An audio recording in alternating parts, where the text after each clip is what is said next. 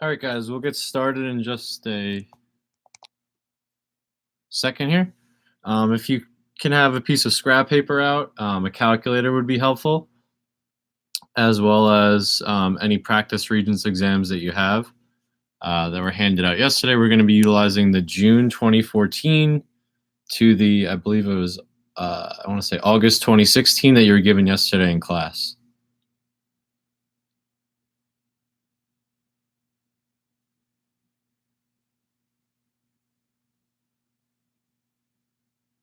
So take a minute, try this one. This is going to be our recursive definition for sequences. And get started in about 1 more minute.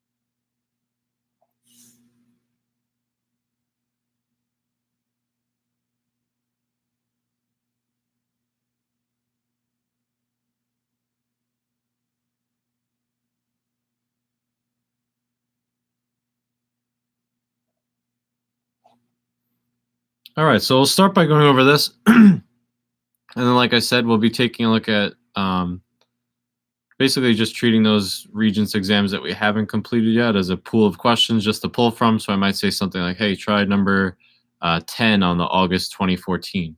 So if you have them in front of you, this way you can do it right on the paper. You can see the question. YouTube did change some of the rules, so I'm kind of winging this with camera, so that's why I might look a little shaky. I can't use my phone anymore to stream, unfortunately. So if we wanted to do this, we were going to find the first 4 terms. We're going to start, obviously, we already know the first term is 3. And recursive sequences have this idea that we have to know the previous term before we find the next one. That's this relationship with this notation here where it says n minus 1 and n.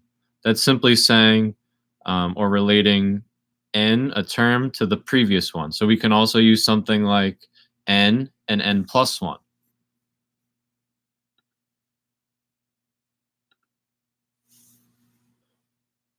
Okay, so if I want to find the second term here, all I'm simply going to do is keep plugging in what I know the previous answer was. So in this case, I know the previous one was 3. If I do my math here, that's going to be 6 minus 2, or a second term of 4.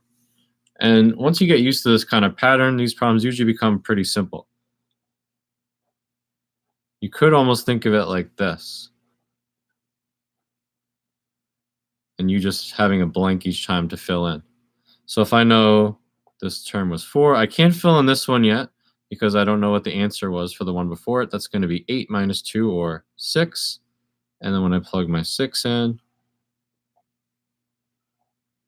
I'm going to get 12 minus 2, or 10. So putting it all together, my 4 terms would be 3, 4, 6, and 10. And that's how a recursive question is done.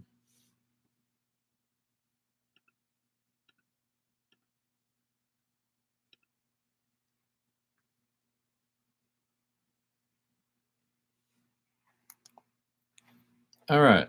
And before we try an actual sample Regents question, where once again I'll say kind of, hey, try this one. Let's try a CTS example of completing the square. Let's say solve this using CTS. I don't know. Let's do something like x squared minus 10x equals 15. Solve using completing the square. Take a moment, give you guys a minute or so while I catch up. I also have to grab my calculator at some point.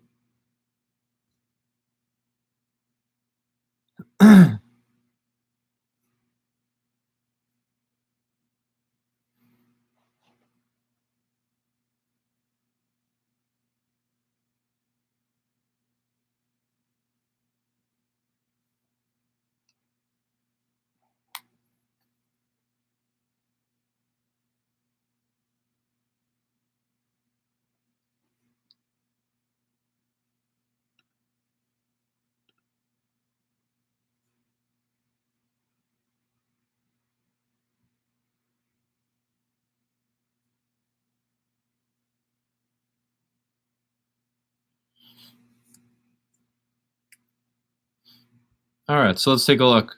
So with CTS, I usually set it up something like this.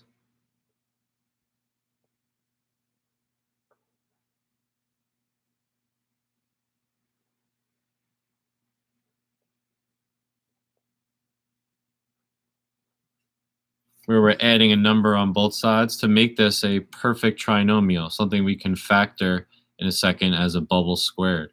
So what would be the number that we'd want to add in this case to both sides?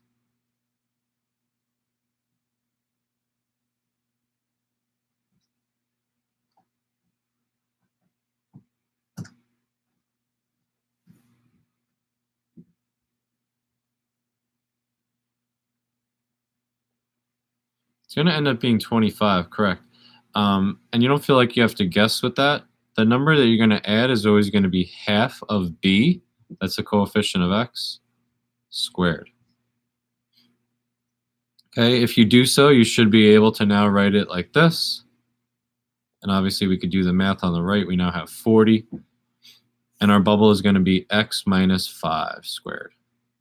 The whole point of using CTS is that you can create this bubble, because now what can you utilize? Square roots, obviously. Whenever we have something squared, square roots. Squares and square roots are inverses of one another, aka they cancel. Now on the right away, don't forget your plus minus. 40 I'm going to rewrite as 4 and 10, then becoming radical 2, 2 radical 10. And last but not least, I'm going to add 5 over here and get my answer of x equals 5 plus or minus 2 radical 10.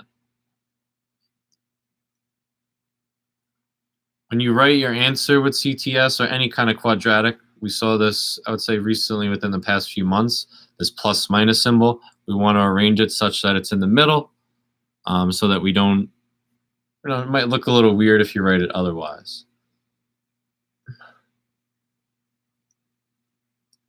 All right, and now I'll ask you guys first if there's a particular topic when I'm pulling a Regents question. I figured we'll start with maybe some of the multiple choice and then work our way up to and concluding with some of kind of the final questions, 37s, towards the end of this video. Particular topic you have a question on, go ahead.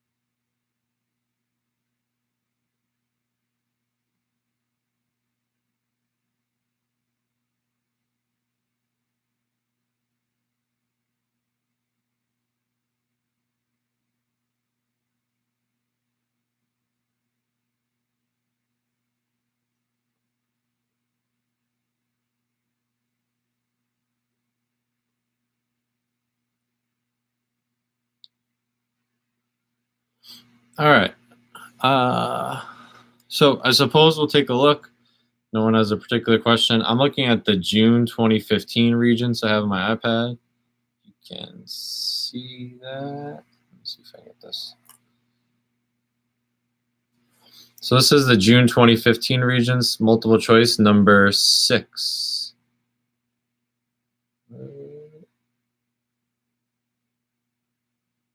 Number 6 from the June 2015 Regents, excuse me, number 6. So once again, if you have those packets out, this is a good chance. You don't have to look at the screen. You can just do the question right in your actual packet. Number 6 from the June 2015 Regents.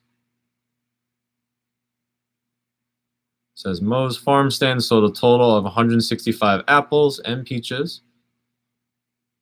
She sold apples for $1.75 and peaches for $2.50. She made $337.50. How many pounds of peaches did she sell? June 2015, number 6. You have the packets I gave out yesterday. Do it right on there. June 2015, number 6.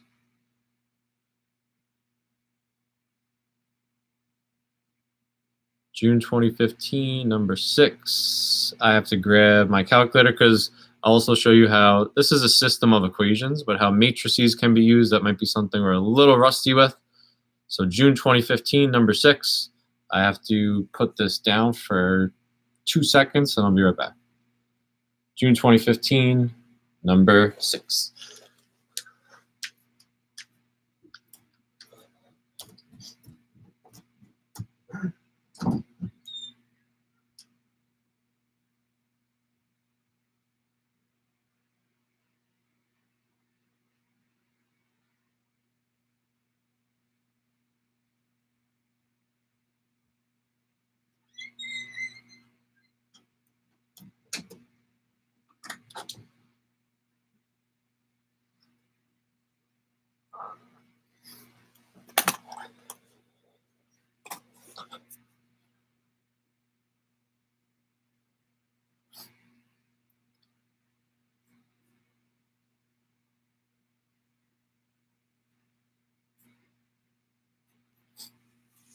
All right. So yeah, I'll show you how matrices are used in just a moment. June 2015, number 6. Looked like this. Oh. This used to be a lot easier when they let you stream right from your phone. This is not the most convenient anymore. Okay. So we have, oh geez. Moe's Farm sold a total of 165 pounds of apples and peaches. I'll do it on the paper, it'll be a little easier. Apples for $1.75 per pound, peaches for $2.50 per pound, $337.50. How many just peaches did you sell? All right, so let's take a look at the work behind this question. Obviously, it's multiple choice, so we'll go over some shortcuts later, but this would be the real way. Let's pretend maybe it was a written question. Can't hurt to know how to do this stuff. Okay, obviously, we have a pretty easy equation to write right away. If she sold 165 total pounds, that's simply just going to be A plus P equals 165. Now we have our money equation. Be careful lining up your variables here. Just double check. There's usually a question where it just asks you to kind of write the system. We saw one on the mock where it was like adult tickets and child tickets. And some people chose the wrong one just because they read it too quickly, or circled one too quickly, I should say. And that's going to equal $337.50.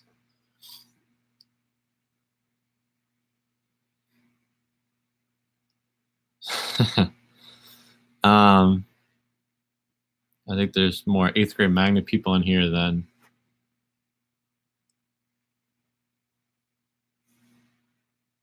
A24 people. But what technique would we use to solve this? Dot matrices first.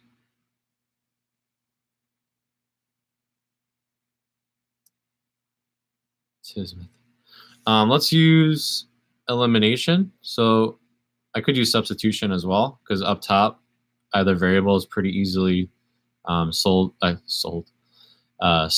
itself. We can get A by itself or P by itself in one little move. But let's use elimination. I'm going to multiply the entire top equation by negative 1.75. The reason being, it's going to create an inverse with the 1.75a on the bottom. I'm going to write this new product below.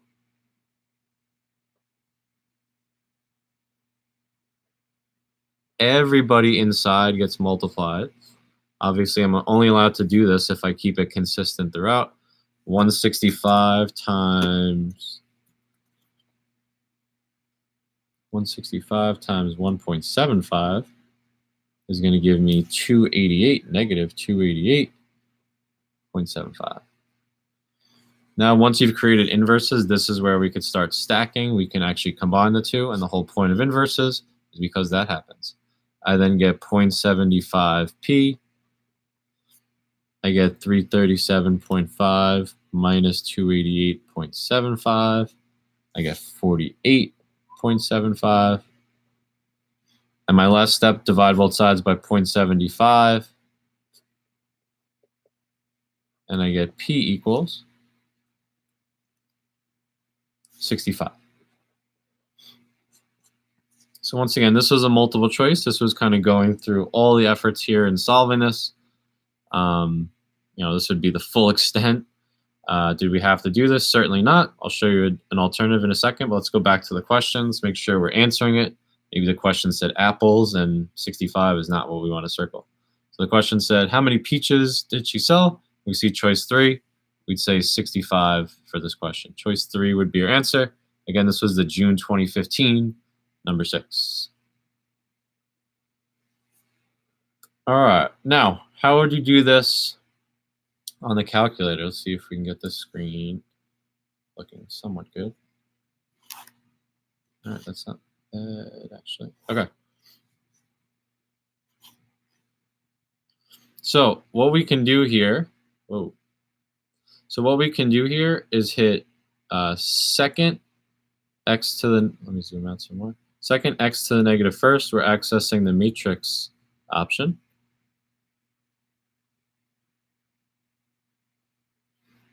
you're going to get this screen when you go into the matrices. And the first thing you want to do, kind of like stats, you want to go into edit.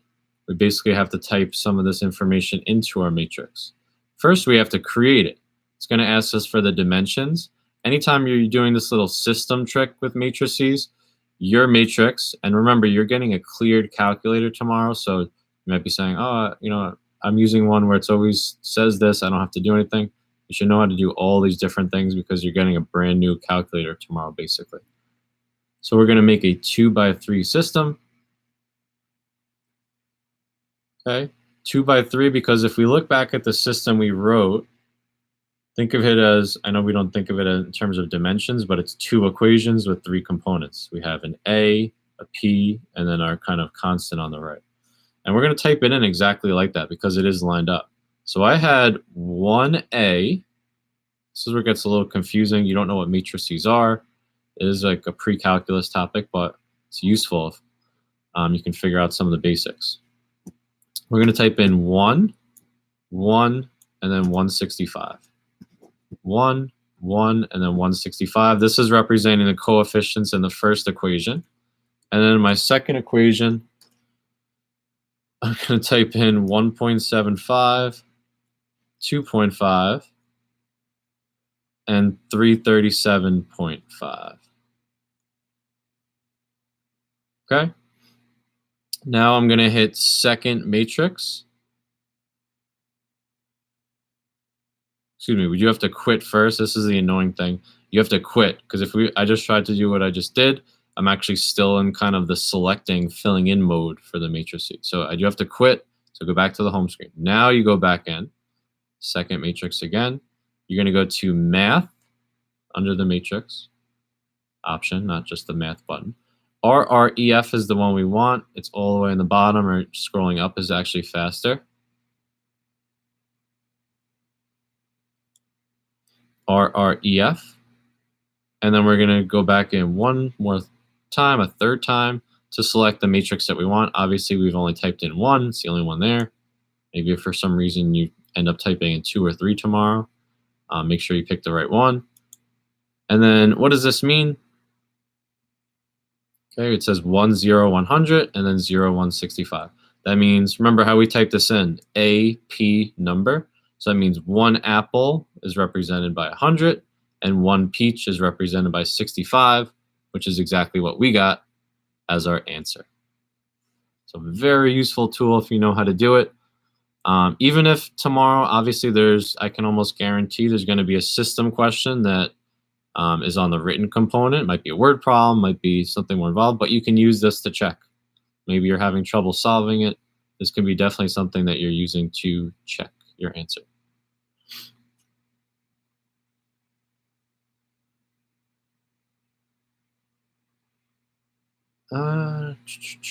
So I'm still on the June 2015. If you came in late, the June 2015.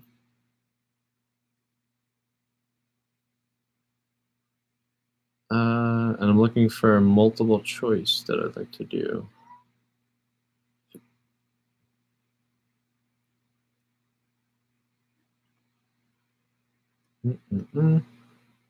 Let's do kind of a quick one here. So I'm looking at 15 on the June 2015 now.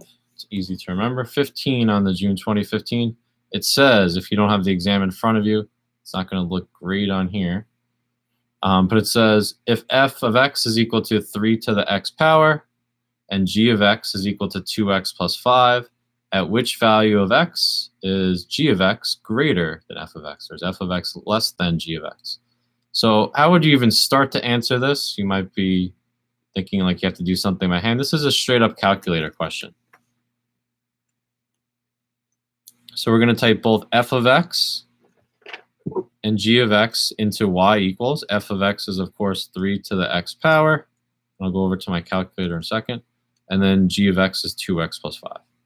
So this is what it looks like on the calculator.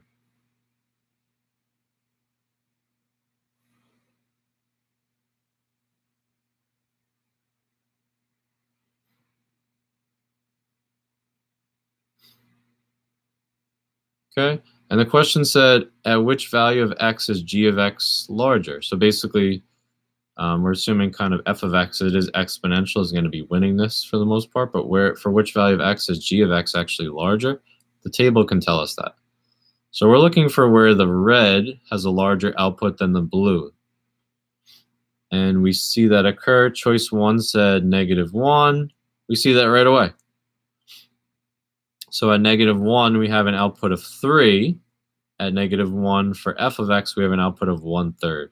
So the answer to 15 on the June 2015 would be option 1, which is very simply -1.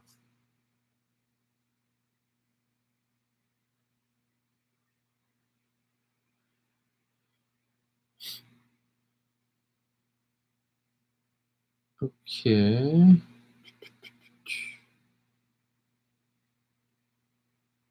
Let's do this. All right, let's try this one. I'm just going to write it because showing it on my screen is getting annoying. 23, and again, this is June 2015. If you're just joining or mentally joining, June 2015, number 23 basically says in shorthand, what is the solution to this? Now, this is something where I always say, look at the choices first. The choices here all contain radicals. Obviously, if you have the exam in front of you, you could just look at the choices, but they all contain radicals, telling me I really have two options. Option A would be using CTS, or option B would be doing quadratic formula.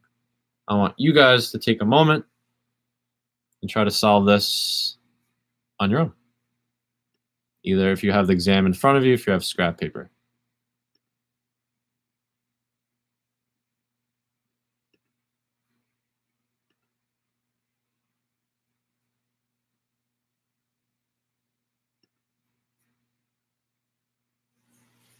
Take 1 minute on your own. June 2015, number 23. I would very highly recommend taking that little packet, paperclip packet of exams I gave you out. This way you can write right on them. I'm also going to be referencing them a lot. So rather than going back and forth, you can just look right on your paper.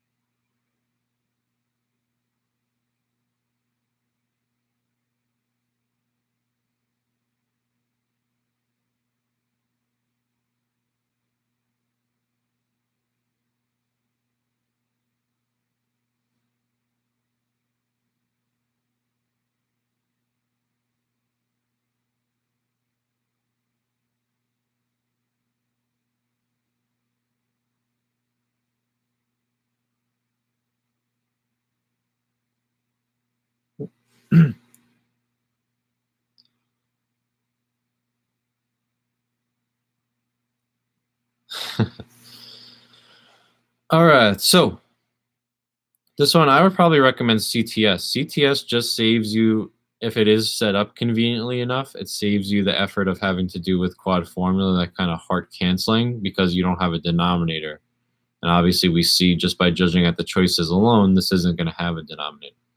So I would personally do CTS here. Nothing wrong with quad formula. What's the number that we're going to add to both sides in this case? It's going to be half of the middle term, half of -8, -4, squared, 16. I'm going to add 16 to both sides.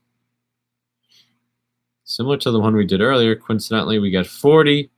Our bubble is going to be half of the b value, or it's going to be 4 in this case. When I take the square root of both sides, I get x minus 4, plus and minus. 40 is going to become, once again, 2 radical 10. That's pulling a 4 out. And then last step, move the 4 over. I get 4 plus and minus 2 radical 10. That's all she wrote.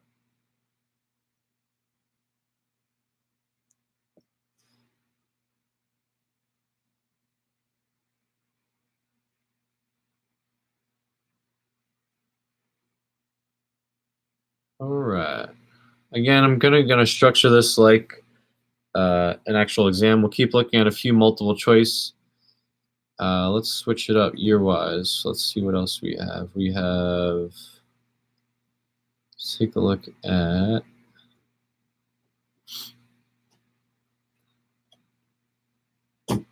Give me 1 second.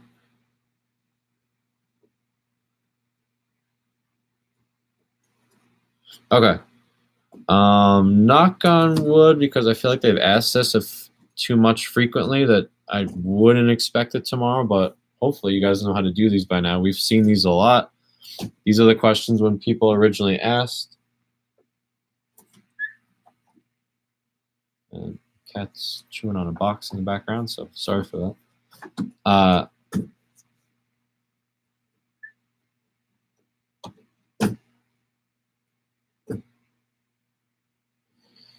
Converting with units. If you see this kind of for the first time, and probably you guys can say this when you saw it for the first time, you had no idea how to do this, because this isn't how we really convert. We usually just convert by multiplying. We don't think of it as a proportion and things canceling. So what's the trick with these? How would you say to someone, hey, if I see this tomorrow, I saw, I think last August, they asked someone with tablespoons and teaspoons. This one's asking miles per hour. So it's going to be some random conversion. There was one with like wheelbarrows and dirt. What's the trick? I see a few people answering. We want to look out for basically like cross-canceling, like you learned in 6th or 7th grade. So right away, I can see that this second one is good. I don't know if you can see my pencil. The yards are going to cancel out.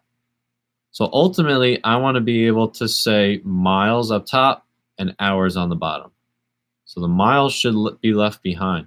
So right away, you can spot the mistake is choice 2. So the few people that answered, I see answered correctly. Choice 2 is incorrect.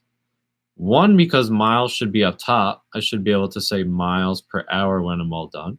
Another reason, right, we want feet to cancel. It would be really nice if this was down here. So then I would get the 2 feet to cancel. That's a hard word to say plural there. I would get those to cancel, and I have my miles up top. So choice 2 was written incorrectly. It should say 1 mile over 5,280 feet. All right. Once again, let's stick with January 2015. Let's take a look at question 3. It said, which equation has the same solutions as 2x squared plus x minus 3? So I always like to look at a question and say, what's the kind of underlying topic here? What's the topic they're really getting at? You know, what are they really quizzing, testing me on here? And the answer would be, this is a factoring question. And it's kind of a silly one to put in multiple choice, in my opinion, because most people don't end up actually factoring it. What most people would probably do here is either doing box method. So they would look at all 4 choices, box method them out in their head or on paper and see which question matches.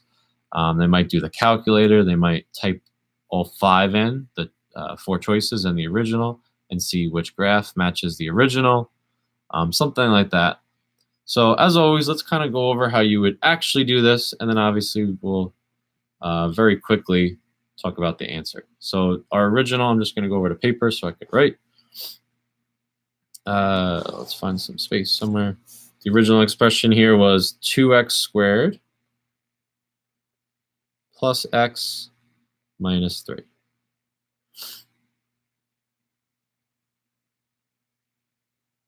So this is what we refer to as an eyeglass factoring. So we actually want to indicate A and C are a product. It has nothing to do with, usually we say some product. -3 is not the product we're looking for here. It's actually -6. So our sum is 1 and our product is -6. Okay, now we want to think of our 2 numbers. So what 2 numbers would accomplish this here?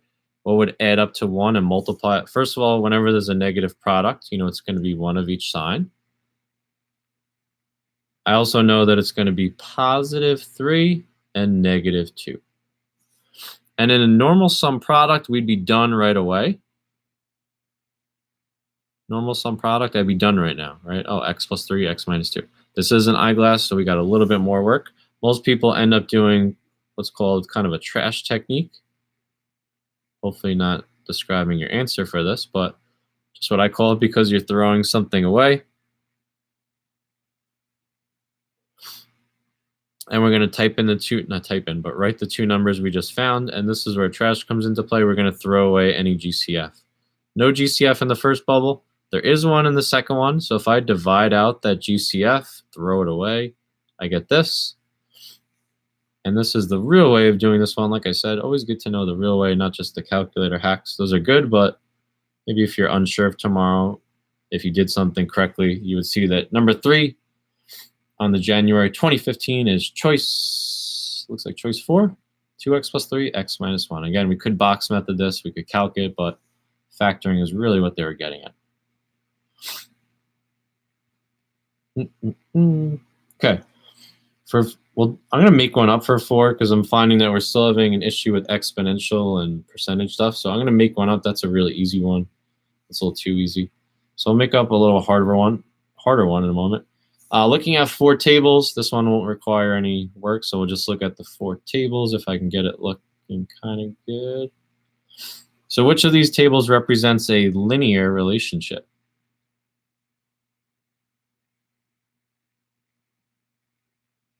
What's the key things? So the 2 major functions tomorrow, really, I guess there's a bunch of different functions we'll see tomorrow, quadratic, the special functions. But the 2 main ones, linear and exponential from this year, right?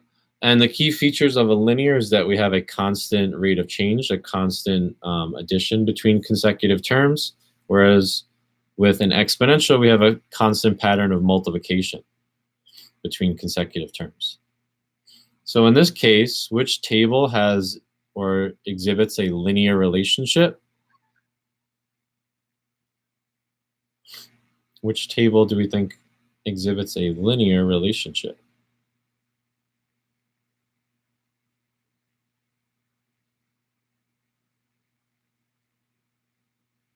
Choice 3, why? What's that pattern? What's a pattern in choice 3? You don't want to just say pattern. If this was a written question, you wouldn't just say, hey, choice 3 because it has a pattern. Because with that rationale, choice 2 also has a pattern, right?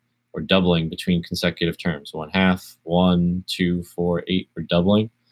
So we wouldn't want to say a pattern of multiplication there. That would be exponential, actually. So choice 2 we could cross off.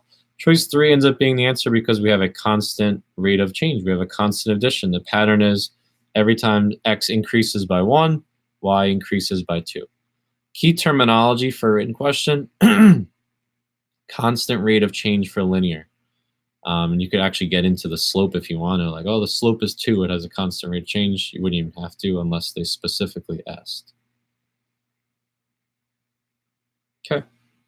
All right, like I said, let's kind of make up our own because that will be more fun. Exponential question. I'll give you guys a minute and so that I can take a break. We're talking for a moment. The cat is sleeping right behind me for some reason. All right, let's say we have, we deposit $4,500. So I'm just going to write kind of the key numbers down. Deposit $4,500 into an account that earns 2.7% interest yearly. So you earn that interest. Write a function, let's call it d of x, to represent the amount of money in the account after x amount of years. And then part 2, find out how much money is in the account after 6 years to the nearest cent, to the nearest penny. Sometimes these questions say nearest dollar, nearest penny. Haven't seen any other roundings for money questions, but nearest penny. So $4,500, 2.7% interest. Write the function first, and then find it to the nearest penny for 6 years.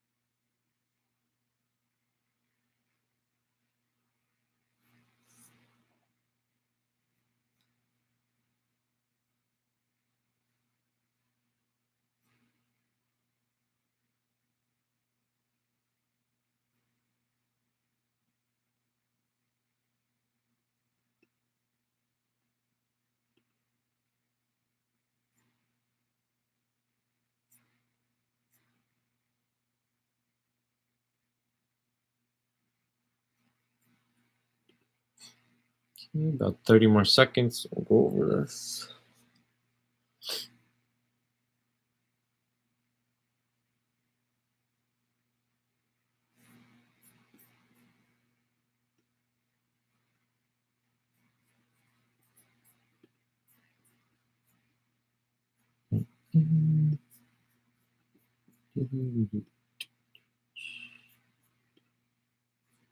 Okay.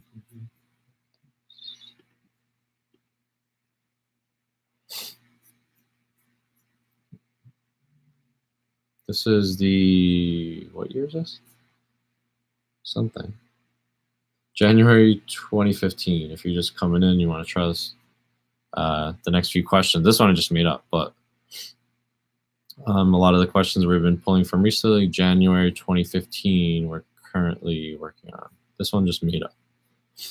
Their multiple choice for number 4 or 5, whatever it was a little too easy. Hopefully you got that right.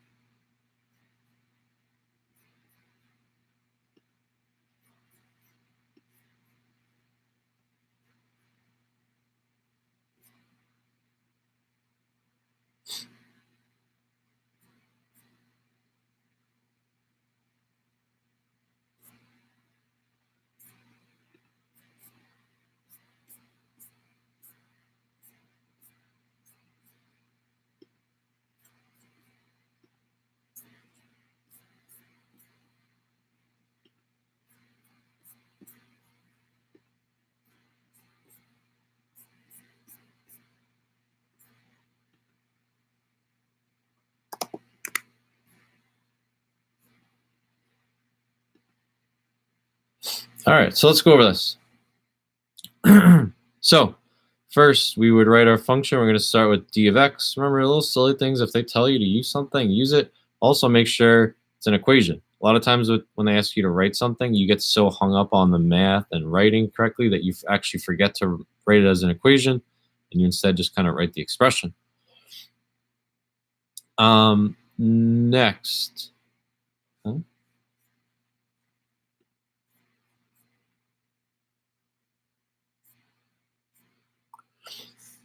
Next, we would we want to write our principal first, our initial deposit, which would be 4,500. Principal with exponentials is always kind of like that outside number. Graphically, this represents the y-intercept.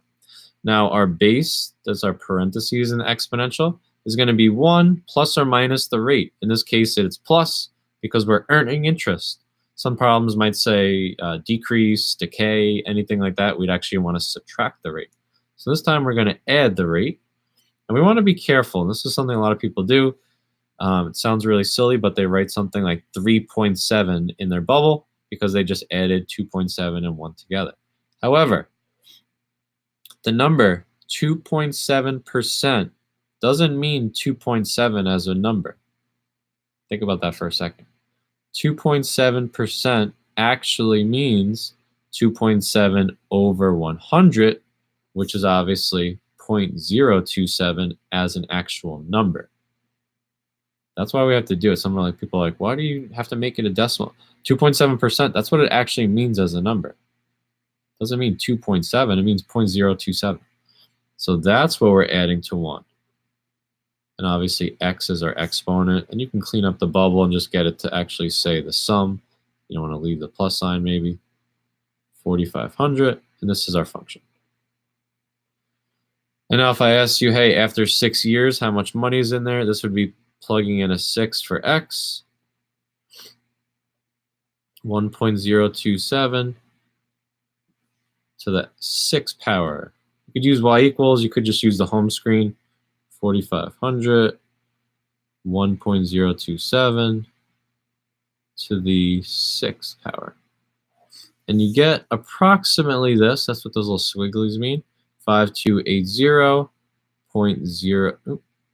That's a 0.015. Ooh, right on the fence. So we actually want to round that to $5,280.02. 2 cents because it was 1.015. The 1 cent becomes a 2. Ignore the sideways work there. That's confusing you. Just trying to reuse the same paper.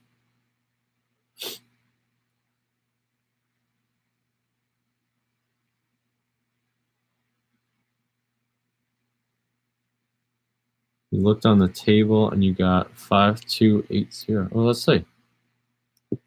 If you use y equals, does it give you a different answer? I don't know. Shouldn't.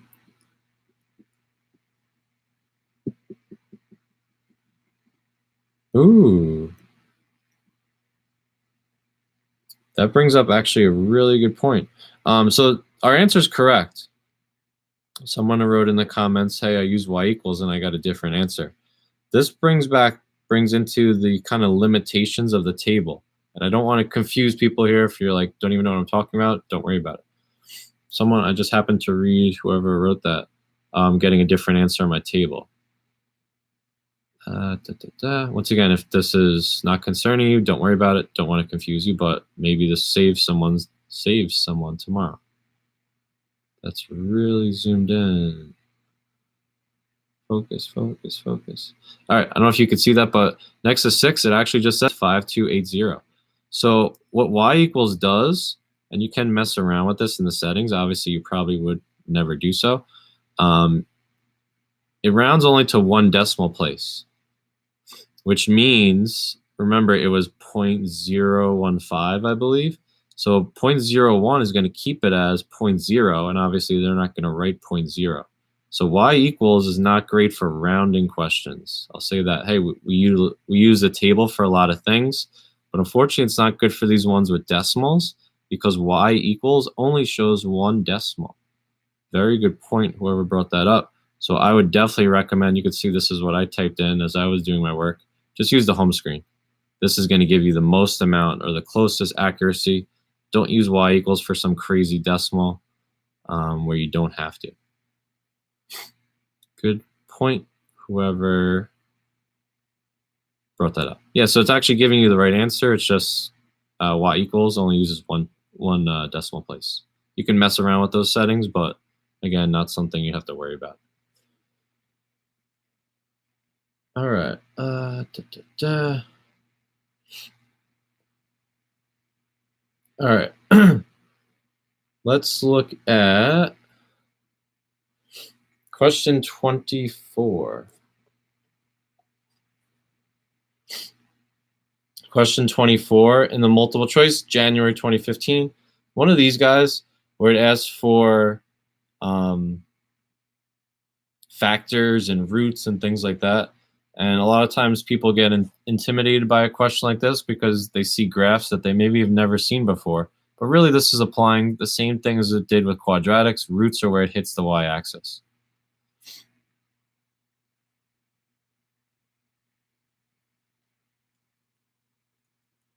Yeah, it does. Some people are saying it can show up to 4. It depends what your settings are at. Depends either A, what your table goes by, or the formatting you used, or things like that. So yeah, factors, someone wrote our factors roots. They are with a little twist. So once again, I'm just looking at the question briefly, and then I'm going to go over to my paper because YouTube is horrible and won't let you connect like the way they used to let you. So this question said, hey, the factors are this. X minus 2, and x plus 5. And then it gave you a bunch of graphs, and it says which graph could have that as factors. So you might panic because you're like, factors, I need an equation, I need to factor something. They don't give you any equations, they just have pictures. So we want to, and again, this is 24, and we're on January 15 for a little bit now.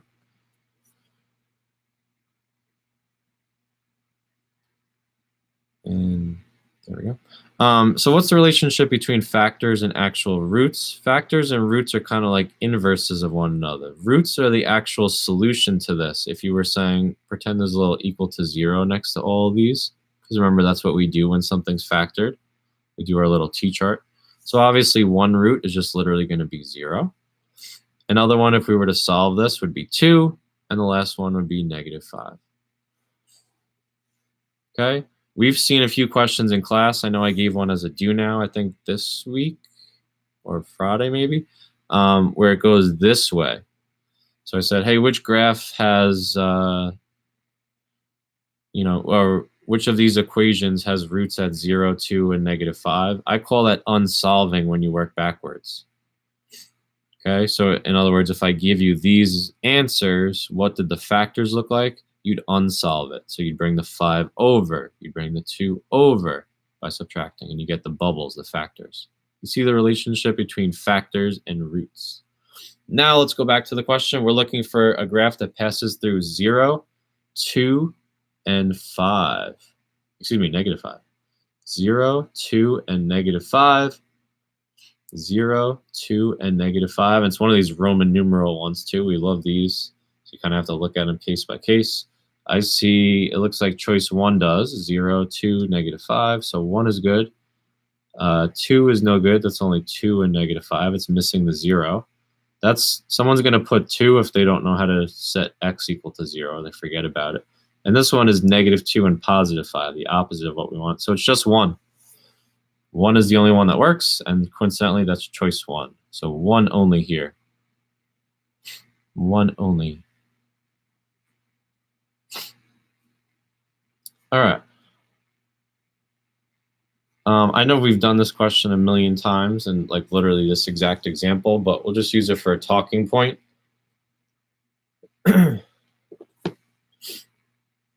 Okay, this is your, what I call an adjustment equation. This is the one like, hey, you're mailing something and if it's up to an ounce, it's only 46 cents. And if it's over an ounce, it's 20 cents extra per ounce. Which equation? I call these adjustment equations. Why do I call them that? Basically, when you're writing your equation, it's not just a straight up, hey, this is the slope, quote unquote, right? This is the initial, the y-intercept. There's some extra thought there, and you have to make an adjustment basically for some situation in the problem. It could be like this, where, hey, there's a certain limit, and if you go over, there's a penalty. I think last June there was a garage question where it was like, oh, this many hours is this thing, but then after it becomes this price. So in other words, it's kind of like a compound equation. There's multiple things taking place. It's not just a straight up, oh, it's $5 an hour, 5x. And oh, it started at $12, so 12. There's a little bit more thought to it. So in this case, the adjustment comes from the fact, and all the problems share this, that you're paying for some, whatever the situation is, twice. If you set it up the normal way and you don't make that adjustment, right? In this case, let's say I mailed something that was 5 ounces. If I just said, where's like an incorrect choice here? If I said choice 2, hey, it's 5 ounces, obviously just plug in a 5 for Z, right? It's 20 cents per ounce. No, because I already paid for an ounce. Why would I pay for all 5 ounces? When I paid 46 cents, that was me paying for that amount. That was me paying for an ounce. I don't want to pay for the same one twice. So this would end up being obviously choice 4 here, because when I mail something that's 5 ounces, I want to take away or compensate for the fact that, hey, if it's 5 ounces, I should only really have to pay for the remaining 4. Kind of like the leftovers in a way, right? With the garage example from the June 2018, hey, if 3 hours are $10 and you park for 7 hours, it's not like you have to pay for all 7 hours at that higher penalty, that higher rate. You already paid for some. So that's why I call it adjustment. Usually has to involve you doing, yeah, it is choice 4. It involves you doing something, like I said, to compensate for the problem. One extra thing that I will add for this, usually like we see 4 and we get the kind of picture, okay, they made an adjustment. Let's say you don't see 4 as an answer. One thing you could do to 4, what could you do to 4 to take it a little bit further? Because maybe you recognize this pattern tomorrow, you see this type of problem, but you still don't see 4 as a choice. What could they do?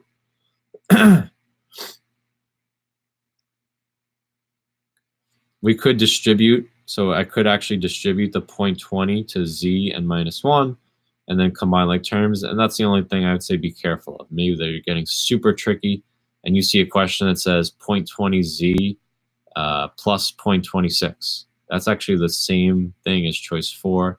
It just looks crazy because you're like, where's 26 cents coming from?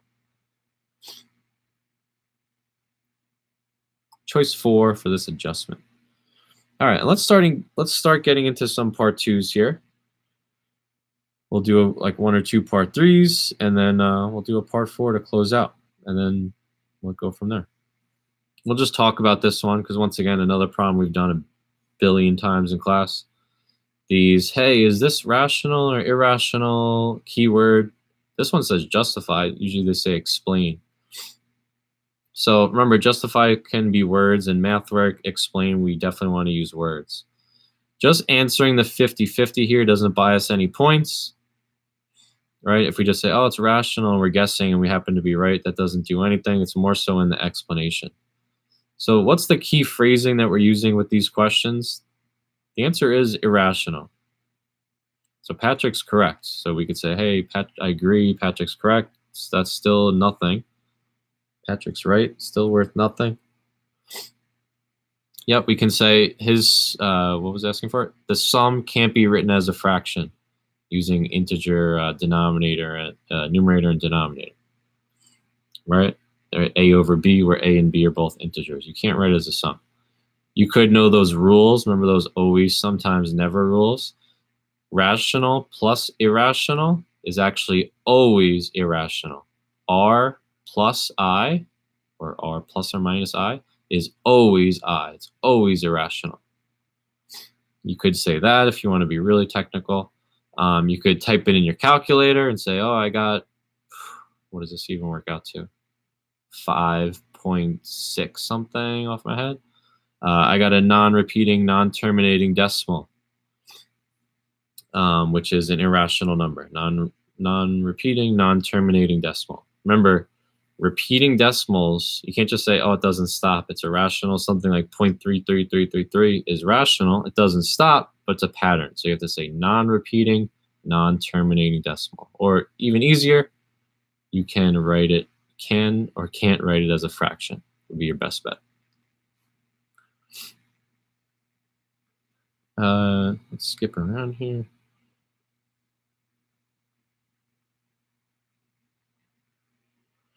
Let's try 29 for a moment.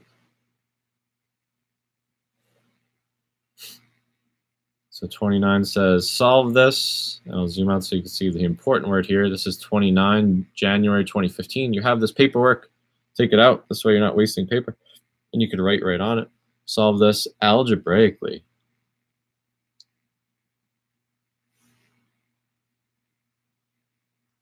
Whoever said their tutor said that pi can be written as a fraction, you need to get a new tutor.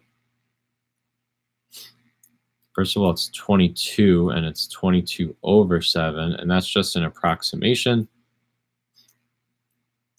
I recommend getting a new tutor.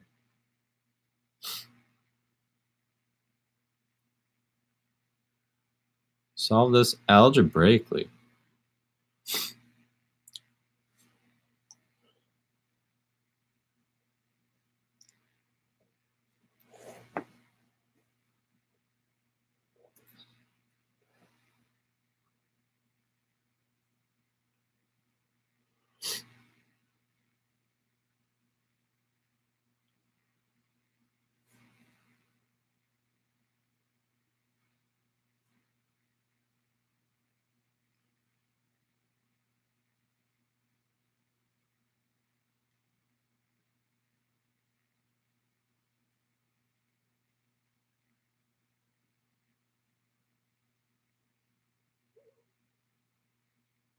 Can you factor it? I'm not sure. It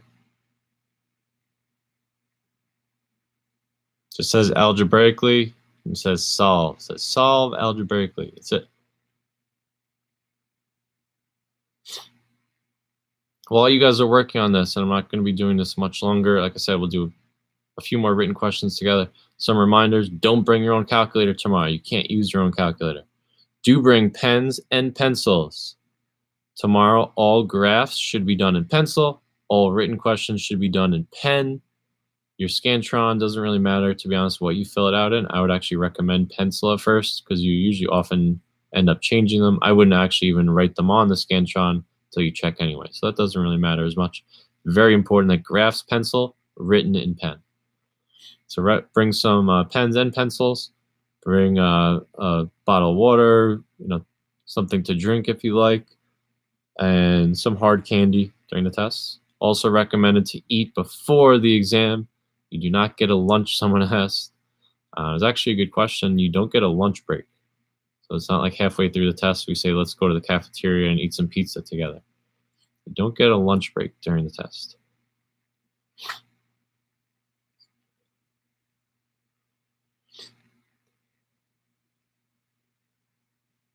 $112.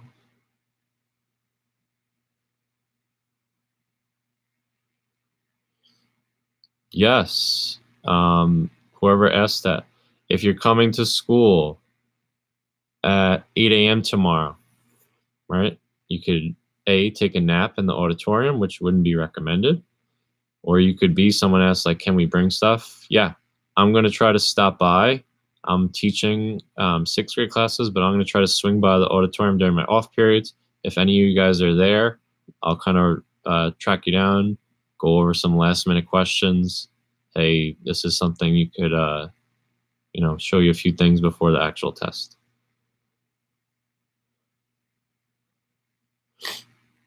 All right, let's try this. So we got 4x squared minus 12x equals 7.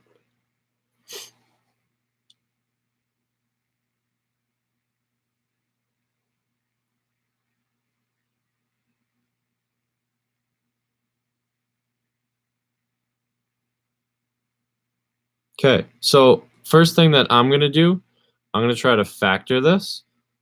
Okay, obviously this would be our easiest approach. Key phrasing in the question itself was algebraically, meaning I have to show somewhere. For me to factor it first, I want to get it in standard form, so I actually have to move the 7 over before I do my eyeglass thing. Now that tells me my sum is -12, but my product is -28. For people that did realize this is factorable, you can notice that right away. Once you do your sum product, you'll be happy to find that you can find the two numbers. It's -14 and 2. So we double bubble. We start the bubbles with whatever the problem started with. Obviously, this isn't accurate right now because this would be 16x squared. I have 4x and 4x, right? That doesn't make sense. So we're going to be throwing something away here. We fill in the two numbers we just found. And now we're going to throw them away. Divide out any GCF. So 4x and 14 have a GCF of 2. If I throw that away, 4x and 2 have a GCF of 2. If I throw that away, I get this. And you did all this nice work. You don't want to mess up at the finish line here. What do we do from here? This is where we do our t-chart. We have two things being multiplied to 0. We utilize the 0 product property to solve from here. We get 2x plus 1 equals 0, and 2x minus 7 equals 0. So I get two answers. I'm going to solve each one. Take your time. You don't want to make a mistake solving a one-step or two-step equation. You're going to get -1/2 and +7/2. Two solutions. The 1/2 is negative, so be careful, whoever just wrote that.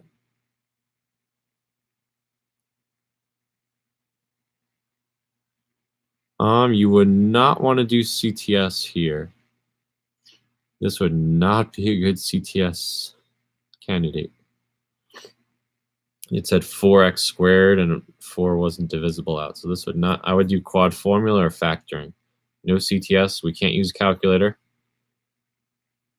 Sorry if Ben is in here, we can't use the calculator. This is algebraically. The question said solve algebraically.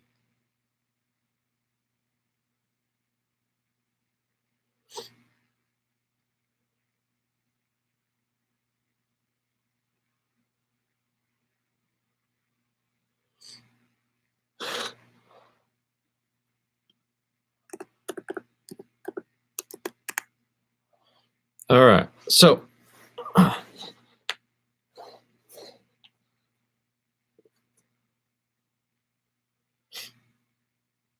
let's see a 4-pointer. All right, this is a good one. January 2015, 33.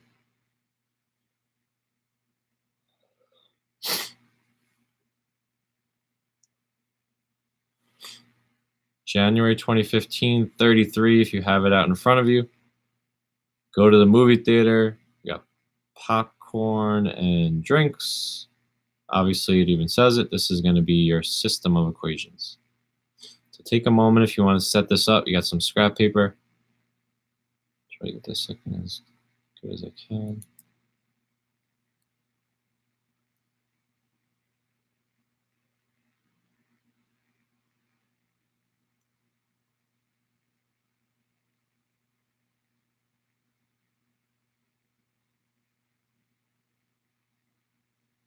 It's even worse. Ugh. All right. There we go.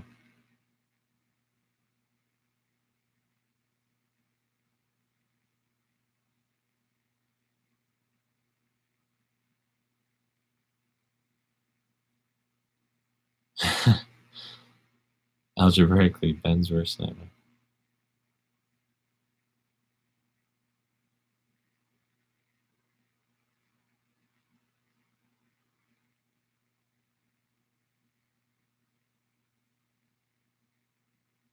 '33, January 2015. I'm going to get it set up myself.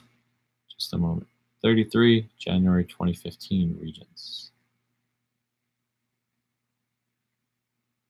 Jacob spends $18.25 on 2 popcorns and 3 drinks. Zachary spends $27.50 on 4 popcorns and 2 drinks.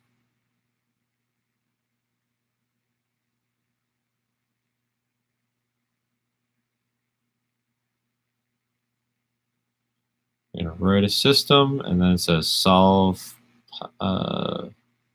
popcorn. Find the price of a popcorn and a drink to the nearest cent.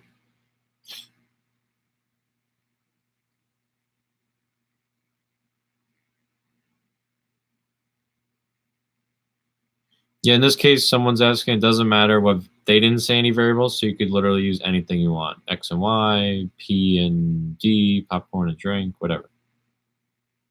They don't tell you variables, you can choose.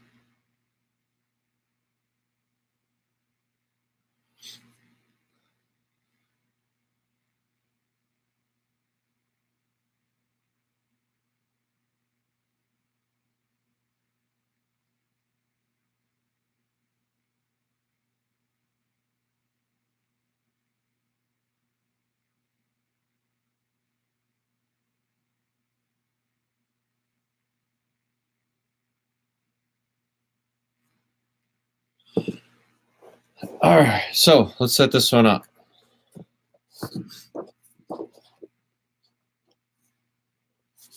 All right. So let's start with Jacob. This is 33, January 2015. 33, January 2015. 33, January 2015. Let's start with Jacob. 2 bags of popcorn right away, 2 people. 3 drinks, and he spent $18.25. 33, January 2015. Zachary, 4 popcorns and 2 drinks.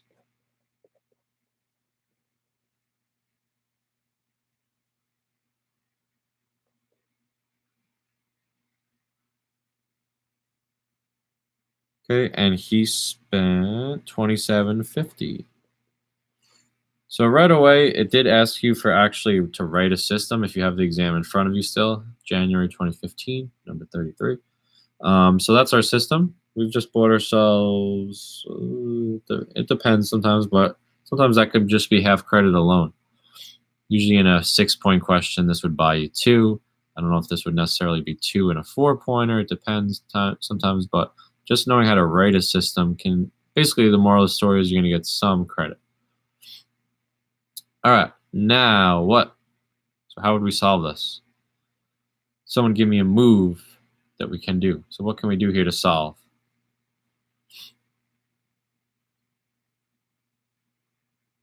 We can multiply the top equation by -2 would be one thing.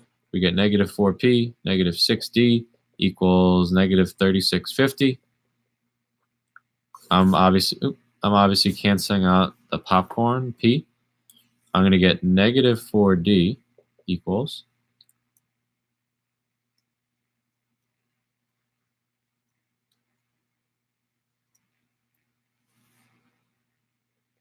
negative 9. And now when I divide both sides by negative 4, I get a drink is $2.25 per person. Okay, just recapping some of the moves here. Obviously, I just did one of them. You could have done several here. You very easily could have multiplied. I mean, this was probably the fastest, but if you were canceling out D, you would create a common multiple of 6. So you'd have to do 2 up top and then maybe like negative 3 on the bottom. So that involves more work. This one, I just have to multiply one of them, and I was creating an inverse for P.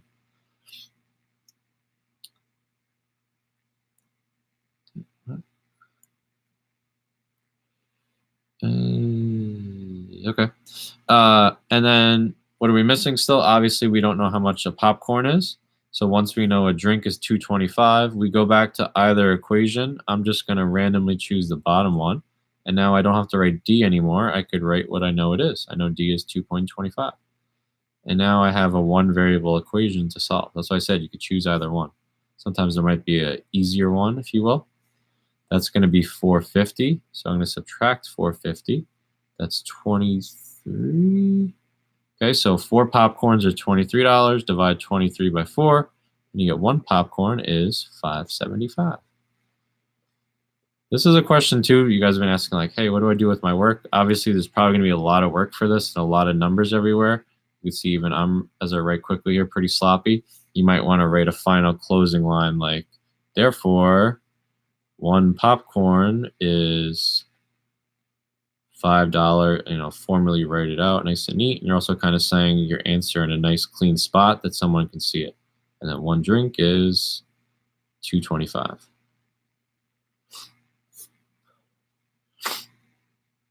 Okay. 4-point questions. You want to obviously earn any credit you can if you feel that you're not able to successfully answer the question as a whole. Obviously, we could say, oh, get 4 points on every question. But if you feel like, hey, I really can't do this, you don't want to just take the 0 on it. Any written question, even the 2-pointers, those add up. You want to try to get as much partial credit as you can. Maybe you can squeeze out a point, like I said, just by writing the system. Maybe you can squeeze out 2 points just by showing some algebraic process.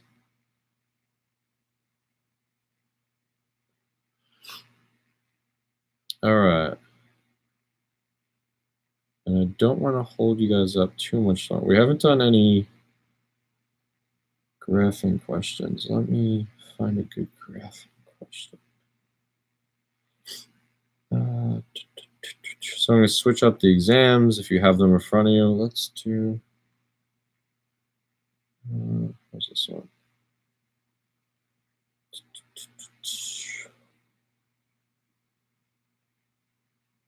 Do one more question.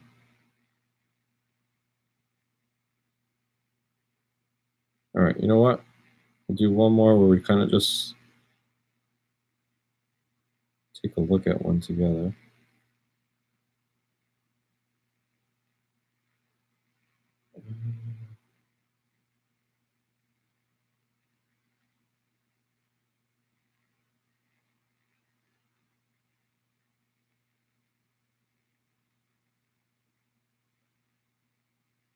Give me 1 second. 1 second. I like to do a graphing question, ideally. More specifically, like I said, what my instinct is feeling towards, you probably noticed whether you looked at that little chart I put together in your Regents review packet, where it has a question breakdown. You might have noticed usually like 90% of the time, the very last question, or 36, is a system. You'll probably guess tomorrow it's going to be. But more so, I would say a system of inequalities, if I really had to guess, is kind of overdue. If I was guessing or a betting man, that's what I would bet on. I have not seen the exam. I see the exam actually after you guys do, because I won't be proctoring first period, so you guys will actually see the test before me. I'm proctoring you, I believe, period 5 tomorrow, so when I run in, first thing I'll probably be doing is sitting there reading it over your shoulder.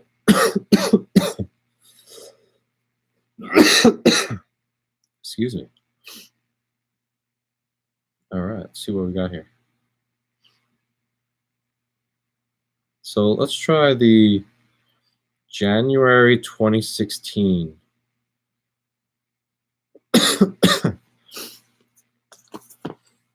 January 2016. And like I said, this was 37 on that exam. This is kind of an overdue topic. They don't like to ask like the same type, they switch it up, just like if I was giving a test, to switch it up year to year or like quarter to quarter, let me change these around. I've been asking this a lot. Might be overdue for this. If I'm kind of predicting here. Well, who knows? Remains to be seen. But January 2016, number 37. This is also another reason why I'm going over. This is something we have a little bit of trouble with. I think we're good with writing the system of linear inequalities, but the graphing part can be a little tricky. And if you're just coming or late to this now, graphing it, I'm going to do on paper, or maybe I'll just show you my solution when I made the answer key for this, because I am limited to some technology here with the live video.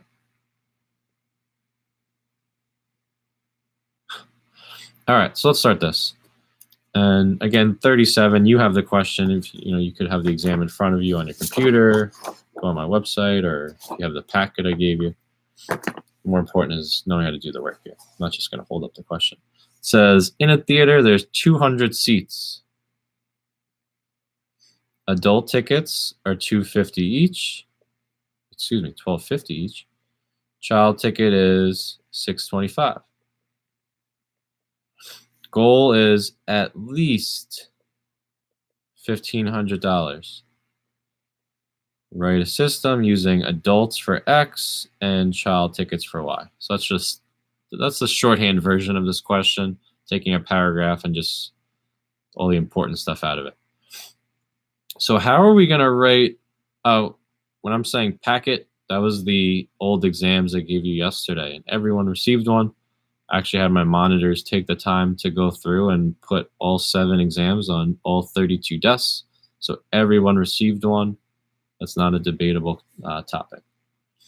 All right. So how are we going to write 2 equations here, or inequalities, we should say? Because it doesn't seem like there's a lot of information. The first one actually might be the tougher one. It's the fact that there are 200 seats. If there's 200 seats, that actually means that, let's think about this inequality-wise. If we add up how many adults and how many kids are going, we can't obviously have more than 200 people. We could have less than 200 people, or we could actually have exactly 200. So that means less than or equal to 200. Okay. Our second equation, the money one, might be a little bit easier. At least kind of jumps off the page, right? If I want at least $1,500, that means greater than or equal to 1,500. Now remember, adults were X, so I'm going to say 12.5 or 1250X plus 625Y. Okay, and part 1 is done. We wrote our system. Like I said, 6-point question. This is 2 points all by itself. So a quick little recap here. There's not always going to be vocab words for both inequalities. Sometimes you have to use a little common sense.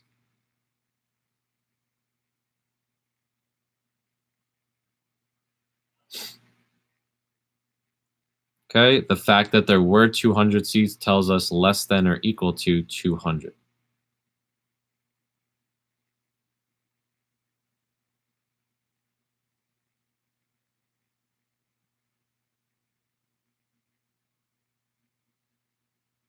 Okay. Now, it does ask you to graph this. You have the little graph on your paper. It looks something like this.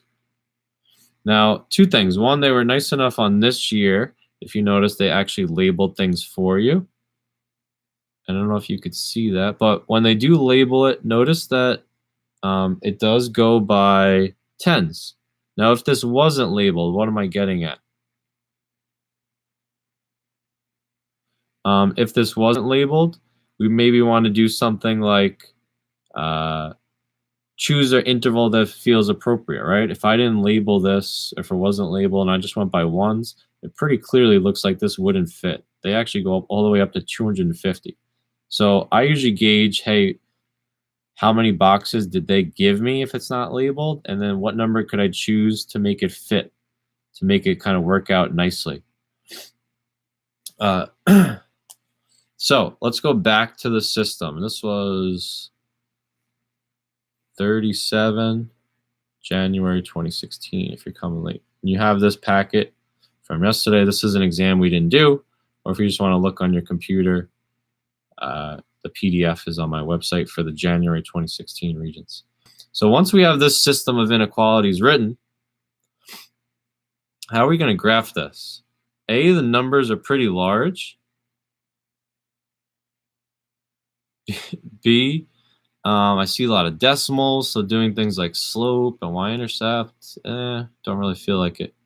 What else can we do besides slope and y-intercept? That would involve getting in y equals form. This is one of those usual, you kind of get into a pattern with these. How do we usually graph systems of inequalities? Anyone?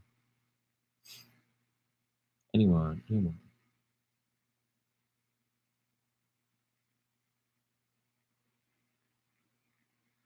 Minus x on both sides. No, that would be getting in y equals. You could do that. You could do slope and y-intercept, but especially for the bottom one, I probably don't want to do that. Actually, it wouldn't be that bad. But I'm getting at something. This is a useful tip for system inequalities. Yeah, standard form. Whoever wrote that. Probably not a kid in my class because I don't. Or Vince. Oh, Vincent. Guessing it's Vincent 824. Using standard form would be your best approach here. If you're not sure, standard form involves using x and y intercepts. Okay, and it's very easy, especially for the top one. I actually know the intercepts right away. Guess what they are? They're each 200. How do I know that? Just by looking at it. There's no division or anything necessary here. Intercepts are where the other variable equals 0. So basically, I'm just going to put my finger over it. The y-intercept is where x equals 0. So what does that say? Y equals 200 and vice versa. So that one's going to be easy. So all I have to do is plot those 2 points. I'm going to plot a point on 200, plot a point on 200. And with inequalities, we always want to say 2 other things. This is going to be a solid line. And where would you shade for this? Where would we be shading? We'd shade below. For inequalities, saying the symbol out loud, as corny and cheesy as it sounds, actually helps. This says less than or equal to. We're going to shade below. For the bottom one, the x-intercept. Maybe you want to put a little bit more thought into it now. Pretend the whole y thing isn't there. So it just says 12.5x and 1500. If you solved for x, so you divided 1500 by 12.5, you got 120. For the y-intercept, pretend the whole x part isn't there. Goes away, because x is 0 now. Divide 1500 by 6.25. What do you got? 240. Okay, for the bottom one, we can talk about this, but solid line, and we're going to shade above. Shade above for this one. Again, it says greater than, a shade above. So that's what I mean. Usually with these word problems, standard form is your best approach for a few reasons. One, the numbers are usually pretty large. They're usually decimals, and things like slope and stuff all of a sudden don't work when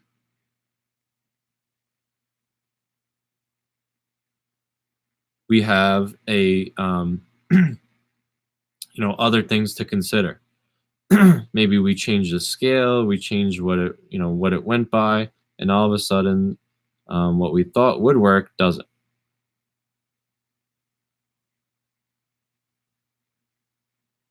So let's see what this looks like once it's all done. Obviously, you will be provided with a straight edge tomorrow, so you don't have to worry about connecting it. I'm just pulling up my old key. Let's see what we got. This is the January 2016, number 37. Let's see. All right, and this is what it looks like all done. So I did this really fast. This is just from the actual answer key. All the practice exams that you've done, all the ones that you received that we haven't done, you know, there's 50 exams. We can't do them all. Not literally, but some of them we haven't done. All the answers for them are posted. So if you're looking for extra practice problems tonight, check them out. And the answers are up. So this is what the solution looks like. You can see I'm not doing slope or intercept. If I was grading this person's, my own, I don't see any points along the line because this person literally just plotted 2 points, the x and y intercept. When you're shading an inequality, little things matter, obviously like labeling, but you actually don't have to, you might be saying like, how come they didn't shade, you know, below over here and he didn't shade above over here in this part? Some people actually just kind of tell where they're going to overlap and then they end up just shading that part. That's actually fine. A lot of you guys did this on the mock. You're used to putting that S. That's great. Sometimes the instructions don't say it, so you don't have to do it, obviously, if it doesn't say it, but it's a good habit to do. It's kind of like saying, hey, this is the answer to someone grading. And usually, I didn't even show you this, but I had a follow-up like, oh, someone guessed this. Are they correct? So once your graph is all done, that's the easiest part. Hey, is it in the solution set? Yes or no? And then, you know, you go from there. Yes, it's in the solution set. No, it's not in the solution set. You do get a ruler tomorrow. All right, so last few things here. I don't want to overwhelm you and do 50 million questions together. Obviously, you guys are more than capable of studying on your own. The website has a really nice post put together of all different things you could be doing tonight. Study the 25 tips in your packet. Look over your packet. Look over the actual Regents exams, ones that we've done, the mock that we did that you just got a score on. Hey, why did I get this wrong? There's videos. There's a lot of YouTube videos you can watch to see how a question was done in particular. There's a bunch of different things. Even the lessons we got, those lesson slides you've been getting for the last 2.5, 3 weeks, those are good to go over. A lot of times we leave 1 or 2 questions that aren't done. Check those out. All the answers for the slides are posted. Those are in like the, you know, on the website we have like the lessons and the homework usually. I have the lesson answers in the middle folder. So when we do the lessons, I have those. You received them anyway. But then the lesson answers are in this folder in the middle. So like if you're looking at lesson 5 and you were like, hey, what's the answer for this one? 5A, we'll have the answers and it's in the middle folder on the Google Site folder. Last few things, don't bring a calculator tomorrow. Bring pens or pencils. Eat something before the exam. Get a good night's rest tonight. Don't stay up till 4 in the morning studying. That's actually going to be detrimental. That's actually going to hurt you more than it helps you. So get a good night's rest. Eat a nice breakfast or an early lunch. Bring a snack with you maybe. You can't eat a sandwich during the test. You could have candy or something like that. Something light, bottle of water, some gum or mints or something. I'll be in with you guys 2 of the 4 periods I think that you're taking the test, so I'll try to help you out as much as I can, but obviously you can't ask me content questions. You can't say, how do you do this again? You can't say, what's the number that you add to both sides? How do you graph? How do you do this whole test and point to it? I can't help you with any of that. I can help with, you know, directions and maybe your calculator's not working. I can help you reset it, but other than that, can't do much. Get to school. Test begins at 11. I will say that again. Test begins at 11. So what does that mean and what does that not mean? That doesn't mean walk into school at 11 tomorrow with Starbucks in your hand. That means that there's going to be kids in the room putting their pencils to paper at 11. Probably even earlier than that. So I would get to school personally. Tomorrow's a regular school day. Technically speaking, you're supposed to get there at 8 a.m., believe it or not. Now you might be saying, I don't want to go there. It's in the cafe, you know, we're in the auditorium. Technically, you have to be there at 8. Obviously, you've probably heard some people are arriving late today. Some people are planning to arrive late tomorrow. If that's the case, hey, the only time you can get a ride to school is at 10, whatever, but you definitely don't want to be there. I would say the latest, if something's going on, you got a personal, you know, family thing, I wouldn't say any later than 10:30 tomorrow because 11, we're actually beginning the exam. And this is because it's 3 hours, and do the math there, that ends right around 2 o'clock. The living environment today, if you notice, actually got out, I would say, around a minute before the homeroom bell rang. So they finished their exam today. I guess they started a little late. They got out at 2:12. So that means they started around 11:12. So it should finish right around the time you do your normal bus, your normal pickup. You should be done by around 2 p.m. tomorrow. I should see the multiple choice tomorrow, so I'll let you know, or I can kind of give you some hints on how you did. I'll obviously also see the exam. So if you have any questions, what usually happens is you go home and you're kind of so stressed out, or you think that you're going to feel great, but then you're worrying about, did I get this right? Did I get this wrong? You can email me. I've seen the test. I can talk about it. Obviously, it's out there now. It's not a secret anymore. If you're like, hey, what was number 7? I'm not getting that. Try that out. The last tip, I didn't talk about this today, and I wanted to talk about it now. The reference sheet. On the reference sheet, remember to detach that. I'm going to remind your proctor, I think it's Mr. Pachion, first period, rip that out. Your reference sheet has the quadratic formula, has your sequence formulas, as well as those weird questions. We had a lesson, I'm forgetting the number that it was, but we had a lesson, I think I called it number sets, right? Those questions where it's like, how many yards are in a kilometer? Those are something that's great for your reference sheet, but unfortunately people forget to look at that. So rip it out right away. If it's on your desk, you might be like, oh yeah, it's on here. I can use that to help me answer this question. And that's everything I have to say. I wish you guys the best of luck. I know everyone will do great tomorrow if you put in the effort. A lot of you have been putting effort in all year. A lot of you have been turning it up recently. Keep working hard tonight, and you guys should do great tomorrow. Thanks everyone that checked in. Keep studying tonight. If you want to rewatch this, you can. It's a little old school with technology and pen and paper. Some of the other videos on my channel are a little bit better, just in terms of getting things done a little bit smoothly. And thank you all. Good luck, everyone. Have a great night. Get some sleep.